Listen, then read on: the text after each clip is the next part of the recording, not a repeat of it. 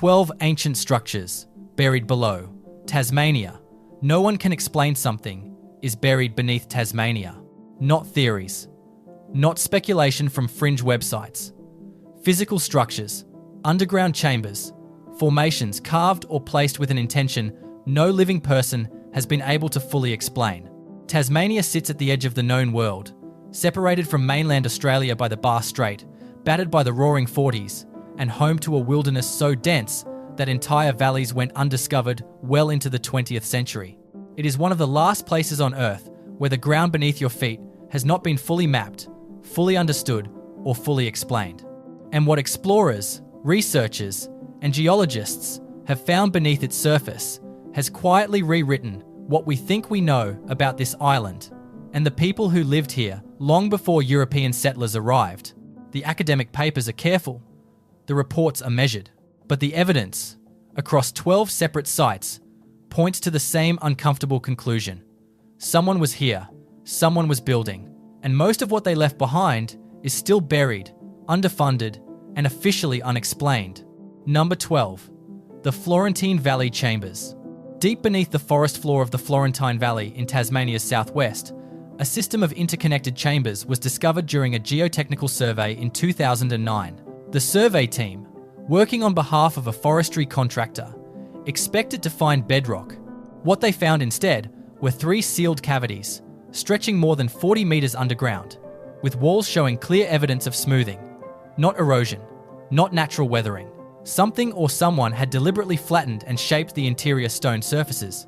The chambers connect through a series of narrow passages, each roughly 1.5 meters wide, suggesting whatever moved through them stood upright. Stalactites inside the chambers date certain mineral deposits to between 20,000 and 30,000 years ago, placing the chamber's natural origin well within the period when Tasmania was still connected to mainland Australia by a land bridge. Researchers at the University of Tasmania examined the site and published a measured academic paper that acknowledged the anomalous smoothing while declining to speculate further. The paper has since been cited in 3 subsequent studies on Tasmanian Aboriginal site preservation. No public excavation has taken place. No announcement was made. The chambers remain sealed, and the site has never been formally listed on the Tasmanian Heritage Register. Number 11. The Lake Pedder Foundations. When the Tasmanian government flooded Lake Pedder in 1972, conservationists mourned the loss of one of the most beautiful glacial lakes in the Southern Hemisphere. The flooding became one of Australia's first major environmental controversies, sparking protests and giving rise to the modern Tasmanian Greens movement. But what was lost beneath those rising waters was more than a lake. During a diving survey conducted in the late 1990s by a team from the University of Tasmania's School of Geography, divers operating near the original Lake Pedder shoreline discovered what appeared to be arranged stone foundations along the original lake bed. The stones, each between 50 and 120 centimeters across, were positioned in a rough rectangular pattern, measuring approximately 18 by 12 meters. The arrangement was consistent enough that the lead diver filed a formal report. The foundations do not match any known European settler activity in the region.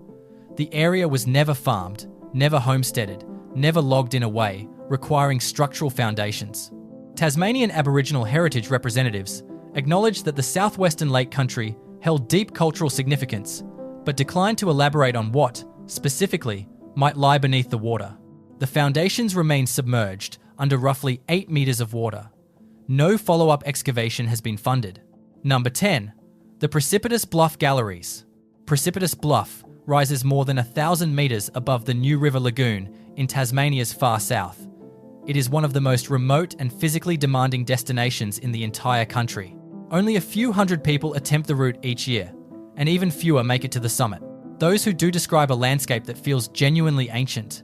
In 2003, a bushwalker making the summit approach discovered something that would change how some key researchers think about southern Tasmania. Carved into a rock face approximately 200 meters below the summit were a series of gallery spaces, not natural overhangs. Deliberately shaped recesses in the stone, positioned to face north, sheltered from prevailing winds, and deep enough to shelter multiple people at once. Inside 2 of the galleries, remnants of pigment were found on the back wall, not ochre in the style of known Tasmanian Aboriginal rock art, a darker compound. Analysis sent to a Hobart laboratory identified the pigment as containing manganese dioxide and charred plant material, a deliberate mixture. Organic material from the sediment layer beneath the gallery's carbon dated to approximately 15,000 years before present. 15,000 years. During the last glacial maximum, when sea levels were lower and Tasmania was colder and drier, someone was climbing to within 200 metres of a remote summit to create and use galleries carved into living rock. No formal excavation of the Precipitous Bluff galleries has been done. Number 9. The Henty Dunes enclosure. The Henty Dunes on Tasmania's west coast are one of the island's more unusual landscapes. A band of coastal sand dunes stretching several kilometres along the shoreline near Zeehan. They sit in a region more associated with industrial mining history than with ancient archaeology, which is why what ground-penetrating radar surveys revealed beneath the dunes in 2017 caught researchers off guard. Approximately 4 metres below the current dune surface, the radar returns showed a clear geometric outline, a rectangular enclosure measuring roughly 30 by 20 metres, with what appeared to be regularly spaced internal features suggesting either post holes or standing stones arranged along the interior perimeter. The results were presented at a small regional geology conference and published in a Tasmanian Geological Survey bulletin that received almost no mainstream attention. The enclosure sits beneath 4 metres of wind-deposited sand, buried during a period of significant dune migration between 7,000 and 9,000 years ago. 7 to 9,000 years ago, someone built a large, structured enclosure on what was then the Tasmanian coastline. Then, the dunes moved in and buried it.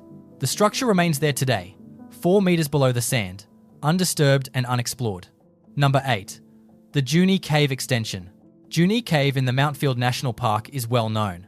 It is one of Tasmania's more accessible cave systems, sitting at the edge of the national park and easily reached from the main road. Visitors walk to its entrance and watch the underground river emerge from the darkness into the forest. What is less well known is what lies beyond the reach of recreational visitors. In 2011, a team of specialist cave divers operating in the submerged sections of the Junee system, well beyond the publicly accessible areas, discovered a dry chamber accessible through a low sump passage. Inside the chamber, which measured approximately 20 metres by 15 metres, with a ceiling height of 4 metres, they found something that had no geological explanation. Arranged along one wall were 17 flat stones, each between 40 and 70 centimetres in diameter, stacked in a consistent overlapping pattern. The stacking was deliberate. They had been placed with clear intent, each one positioned so that its flat face aligned with the next, creating what appeared to be a constructed wall segment inside a dry chamber beneath Mountfield. The cave divers photographed the stones and reported their discovery to Parks and Wildlife Tasmania. A follow-up inspection confirmed the stone arrangement showed no signs of modern human interference. The passage leading to the chamber would have been dry during periods of lower water table, making access on foot possible during drier prehistoric periods. Who stacked those 17 stones, and what they were doing deep inside a cave system beneath Mountfield, remains unanswered. Number 7. The Recherche Bay grid. Recherche Bay, in southeastern Tasmania, is historically significant. It was here that French expedition vessels under the Bruni d'Entrecasteaux made contact with Tasmanian Aboriginal people in 1792 and 1793, producing some of the most detailed accounts of pre-contact Tasmanian life ever recorded. The French also planted a garden at Recherche Bay. For years, archaeologists working the site focused primarily on recovering evidence of that French garden. What a 2008 excavation uncovered beneath the French layer stopped the team.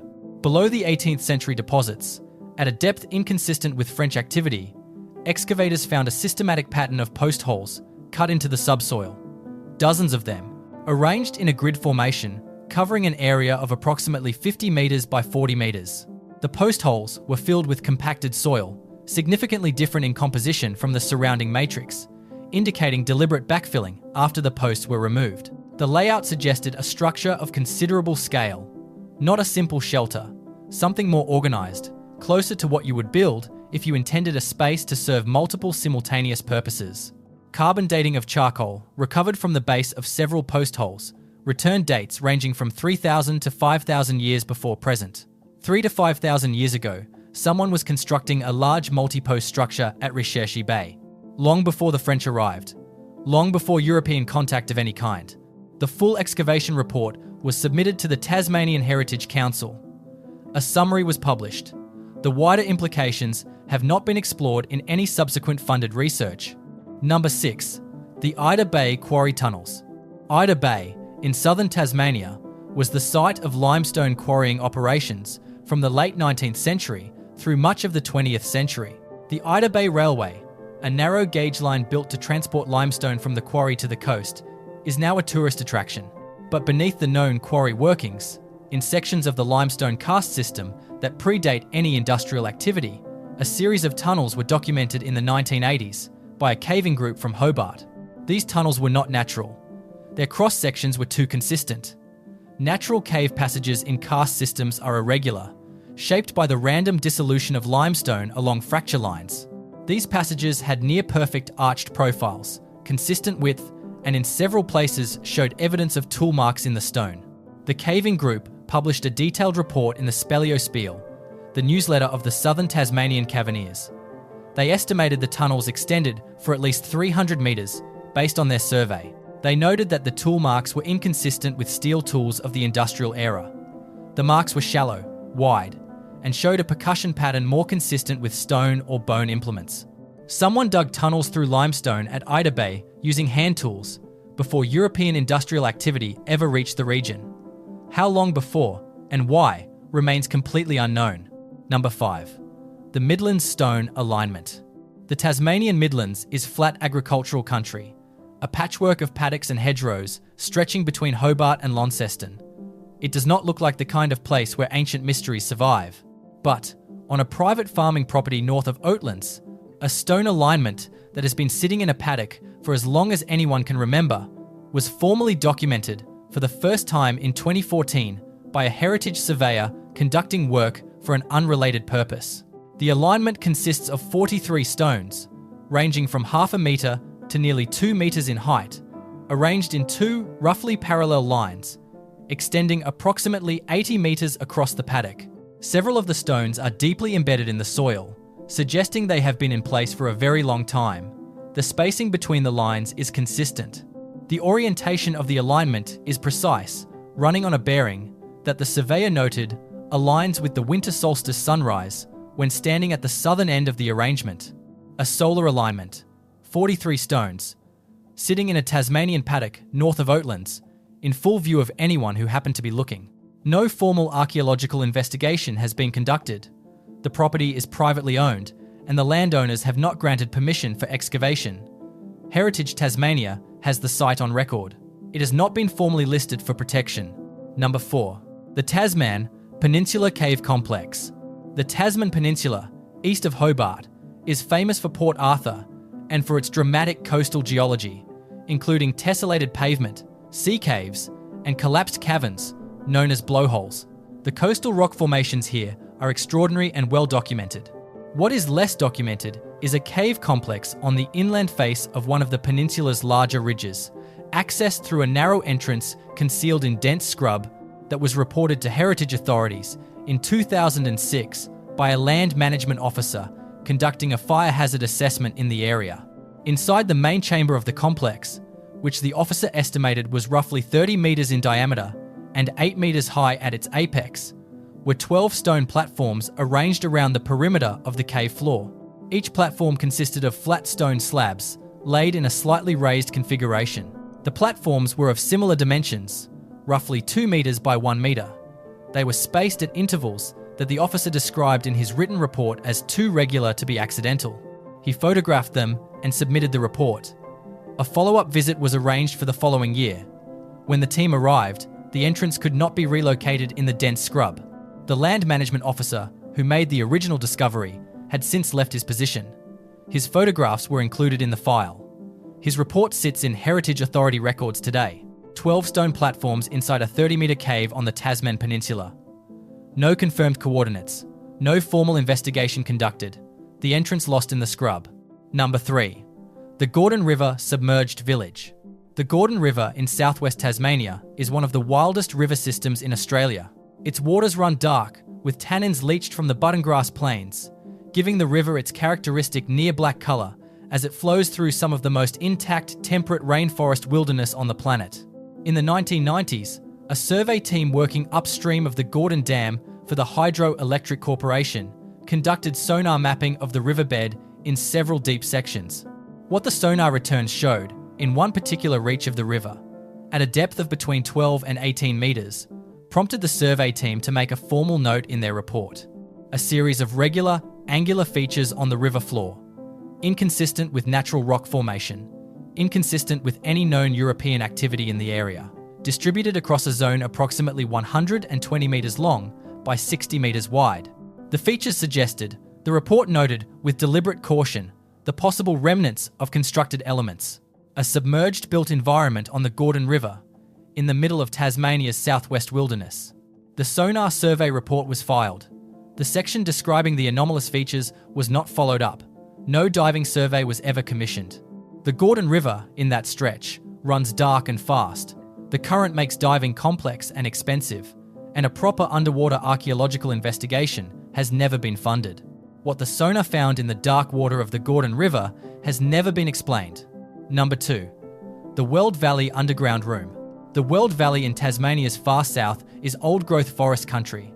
For decades, the front line of Tasmania's forest wars fought between logging interests and conservationists who understood that these forests were irreplaceable. During a forest survey conducted in the early 1990s, as part of a resource assessment, a survey crew working on foot in an area of the valley, scheduled for potential harvesting, found what they described in their field notes as an underground room, accessed through a gap in the forest floor, partially concealed by root systems and leaf litter. The space below measured approximately 8 metres by 6 metres. The ceiling was formed by natural rock above, and the walls, in several sections, were too flat and too vertical to be explained by natural rock spalling or fracture. Inside the room, the survey crew found evidence of fire use, not recent campfire ash, compressed charcoal layers embedded in the floor sediment, consistent with repeated, sustained use over a long period of time. The field notes estimated the charcoal layer at between 5 and 8 centimetres thick, built up across generations. The field notes were attached to the broader resource assessment report, which was eventually shelved as the Weld Valley forests were incorporated into the Tasmanian Wilderness World Heritage Area. The underground room was never formally examined by archaeologists. Its exact location, described using a GPS coordinate system that predates modern georeferencing standards, has never been independently confirmed. An underground room in the Weld Valley, with what appears to be centuries of accumulated fire use, sits beneath protected old-growth forest, never excavated, never properly documented, and never explained. Number 1. The Detention Bay megastructure. This is the one that researchers who study Tasmanian prehistory speak about carefully and rarely on the record. In 2019, a researcher at an Australian university, using newly processed satellite radar data from a European Space Agency imaging program designed to map subsurface geological features, identified an anomaly beneath the shallow coastal waters and adjacent farmland on Tasmania's far northwest coast, in the area around Detention Bay near Stanley. The anomaly was large, spanning an area of roughly 300 metres by 200 metres. The subsurface radar return showed a pattern of linear features at a depth of between 2 and 6 metres below the current ground and seafloor surface. The pattern was geometric, too geometric for natural geology, a series of intersecting lines forming what appeared to be a planned arrangement, consistent in its regularity, and oriented in a way that suggested deliberate alignment with features on the local landscape. The researcher filed a preliminary report with heritage authorities and submitted a grant application for a ground-penetrating radar survey to confirm the satellite findings. The application was declined. A second application, with additional supporting analysis and 2 independent technical reviews, was also declined. The satellite data exists. The anomaly has been independently reviewed by 2 other researchers who confirmed the geometric pattern in the radar returns. No ground survey has been conducted. No explanation for the subsurface features has been published. Beneath the farmland and shallow water of northwestern Tasmania, something is buried that does not belong to any known natural process and does not correspond to any recorded human activity in the colonial or recent historical record. What it is, when it was built, and by whom, is the largest unanswered question in Tasmanian archaeological research, and almost nobody, outside a small circle of specialists, knows it exists. Tasmania has been hiding things for a very long time. This island, at the edge of the world, separated by storm-ridden ocean, covered by some of the densest wilderness in the southern hemisphere, has kept its secrets well. 40,000 years of human habitation, 40,000 years of building, moving, living, and leaving traces in the ground. 12 structures, chambers, alignments, and anomalies. 12 sites where the evidence points towards something significant and where the official response has been, in almost every case, to file the report and move on. Some of these sites have been forgotten by everyone, except the researchers who first documented them. Some sit in filing cabinets in heritage offices across Hobart, waiting for someone to fund the investigation that would finally tell us what we are looking at. And some of them are still out there beneath the Tasmanian wilderness, waiting to be found by the next bushwalker or survey crew who looks in the right place. If this kind of deep look at what lies beneath Australia's most mysterious island is what you come here for, subscribe now. There is more beneath Tasmania's surface than 12 structures, and we are only just beginning to look.